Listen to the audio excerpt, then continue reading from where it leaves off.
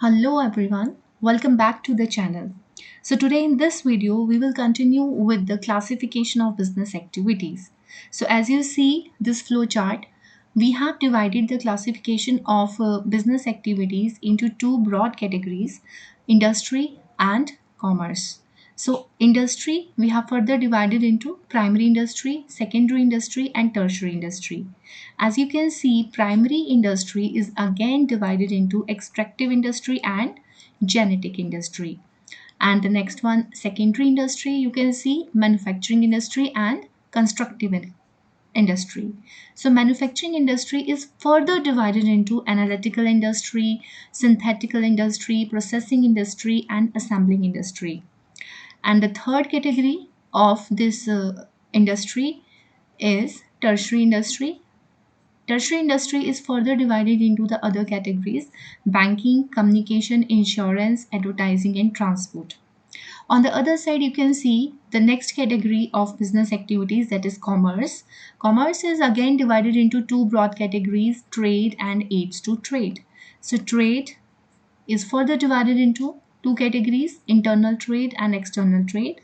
Internal trade is again of two types: retail trade and wholesale trade. And external trade, you can see export, import, and entry port.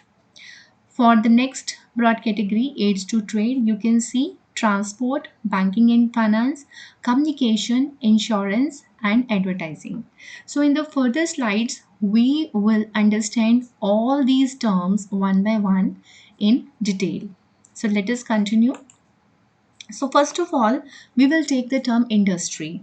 So, industry refers to those economic activities which are connected with conversion of resources into useful goods. So, we can say that it includes all those processes by which goods are produced by the application of human or mechanical power, and it includes the activities related to the production and processing of activities related to rearing and reproduction of animals, etc. For example, we can say cotton, textile industry refers to the manufacturing units. Similarly, industry would include all firms producing the electronic goods.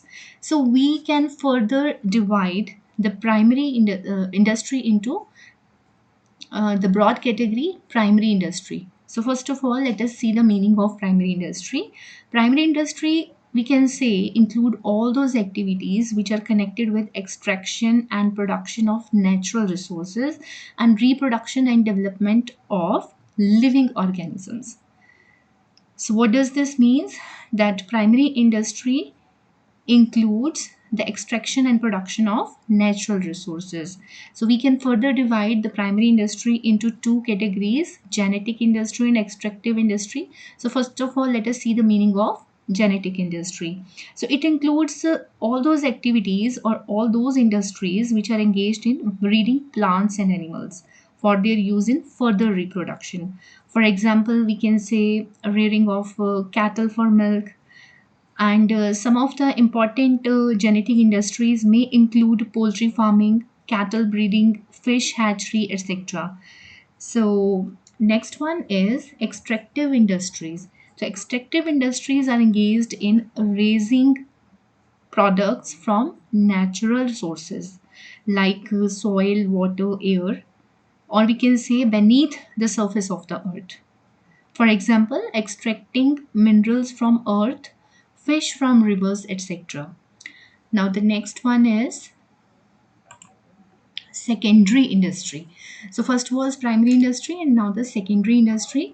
Secondary industries include all those industries or activities which are connected with using the material which have already been extracted at the primary stage.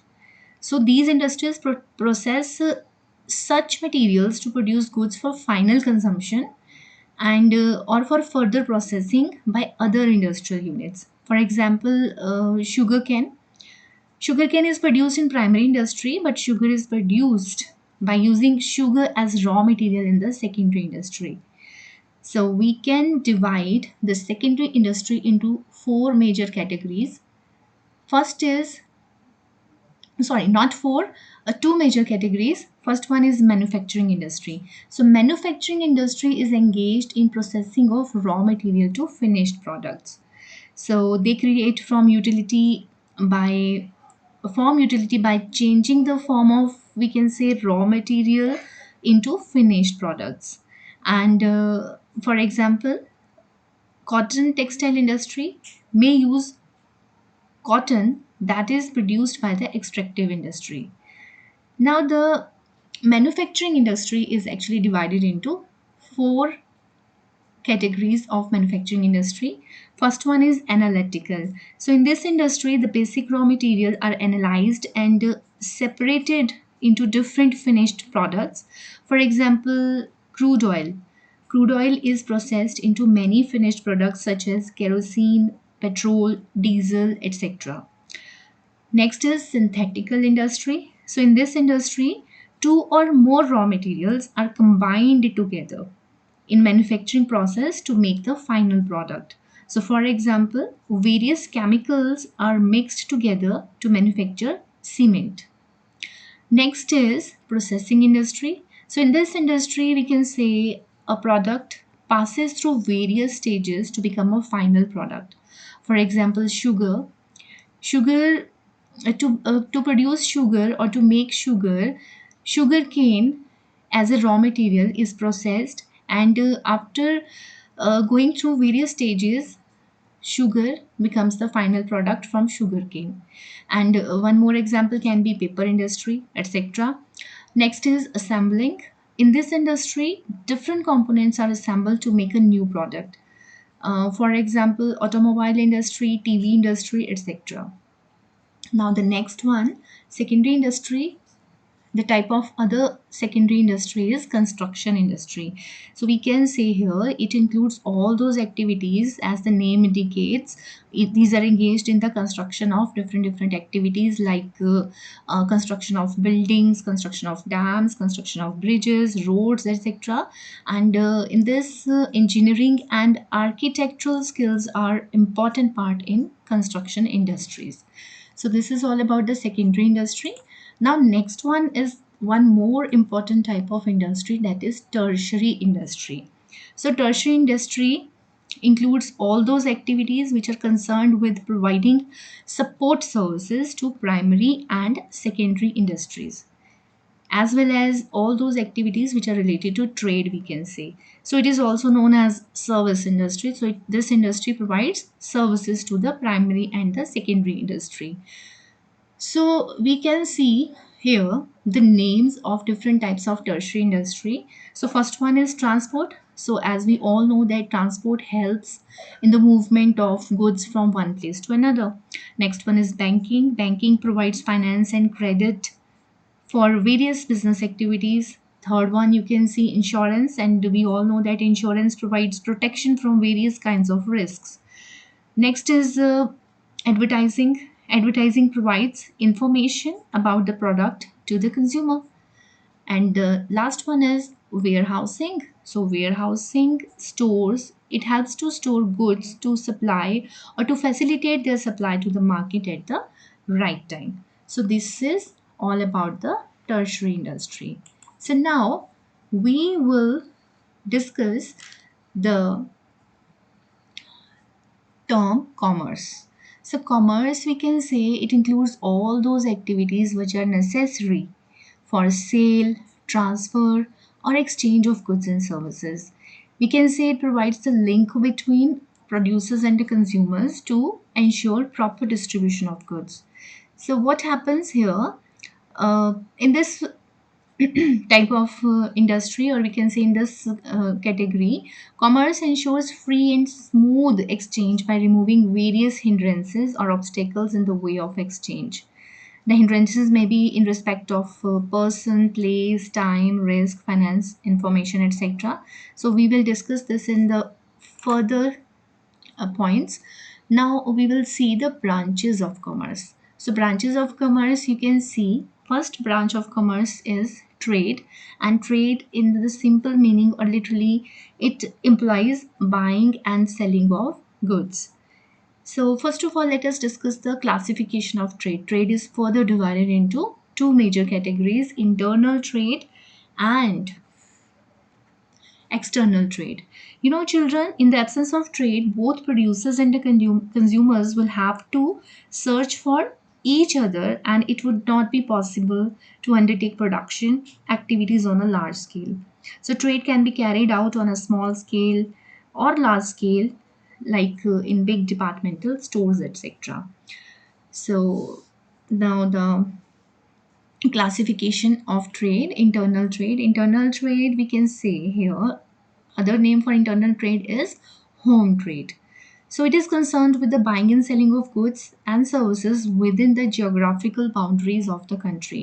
Means whatever the activities are going through inside the country or within the geographical limits of the country. So here we can say it is internal trade. So both the buyer and the seller belong to the same country in this case. So it is again of two types. First one is wholesale trade and the next one is retail trade. The wholesale trade involves buying and selling of goods in large quantities, and the wholesaler buys goods from the manufacturers in large quantities and sells them in small quantities to the retailer. So what happens here: wholesalers serves as an important link between the manufacturer and the retailer. So wholesaler maintains the large stocks of goods, in short. Next is retail trade. So it refers to buying of goods and services in relatively small quantities from wholesalers and selling them to the ultimate consumer as compared to the wholesale trade. So a retailer serves as a link between the wholesaler, manufacturer and the consumer, and the ultimate consumer we can say. So retailer maintains the personal contacts with the ultimate buyers and deals in a variety of goods, large variety of goods here. Now the next type of or the classification of trade is external trade. So it, as the name indicates, it belongs to more two or more countries. So it is concerned with the buying and selling of goods and services between persons or organizations operating in two or more countries. So such trade is also known as foreign trade or international trade. So for internal trade we can say it is home trade, and for external trade we can say it is, for external trade we can say it is international trade or foreign trade. Next is the types of external trade. The first type is import trade. So it refers to the purchase of goods from a foreign country. For example, we can say the purchase of toys from China into India is the case of import, means buying of goods from foreign country. Next one is export. It refers to sale of goods to foreign country. For example, sale of tea from India to Japan is the case of export trade. Next is entry port trade. So this is very important term here. Entry port refers to import of goods for the purpose of export to other countries. Means it is not imported to India, it is imported from one country and exported to the directly to the other country. So India imports many commodities from European countries to export them to directly to Nepal. Now the next category is aids or auxiliaries to trade. So here again you can see the same names as we discussed in the tertiary industry, but here we will discuss it in more detail. So first one is, it refers to those activities, first of all the meaning, it refers to those activities which facilitate the purchase and sale of goods, which are meant for assisting trade actually. And these activities not only support trade but also we can say it also supports industry. So auxiliaries are an important part of entire business activities. So we can see the transport and communication. Transport and communication involves all those activities which are undertaken for the movement of goods from one place to another.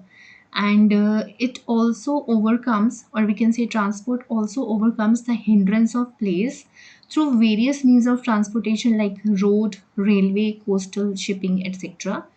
Transportation, we can say, facilitates movement of raw material to the place of production and the finished products from factories to the place of consumption. Next is one important major term is written here, that is communication. So communication is also an important service, and it facilitates the exchange of information among producers, traders, and the consumers.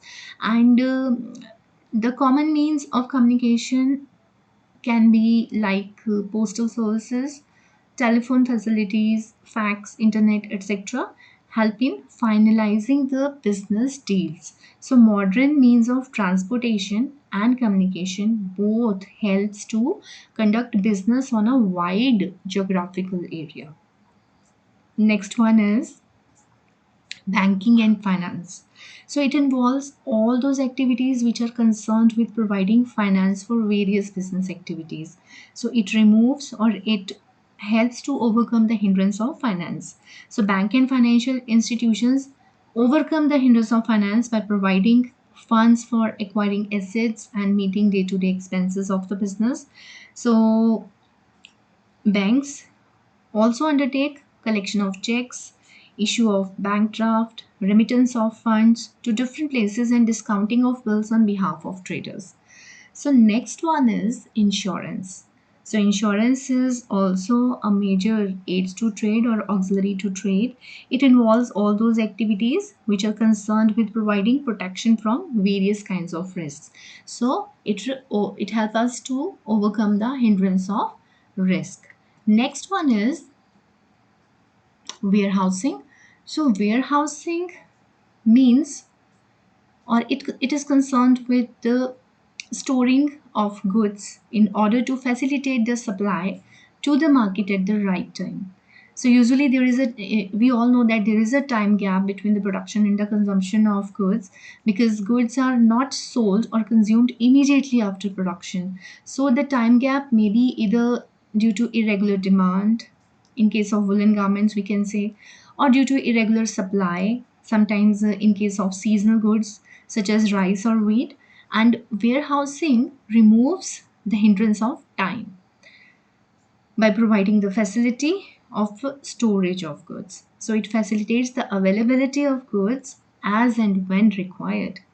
So special arrangements have to be made to prevent loss or damage. Whenever we use the warehousing services, we have to make special arrangements to prevent the loss or damage during storage. We sometimes businessmen also have to suffer losses at the time of storage also, during storage also. So warehousing also helps in maintaining the reasonable level of prices by ensuring continuous supply of goods. So in order to maintain smooth flow of goods throughout the year and to protect them from various damages, like damages can be occurred due to moisture, insects, thefts, fire, etc. So goods are stored in the warehouses. Now the next one is advertising. So advertising involves all those activities which are concerned with providing information about the product to the consumer.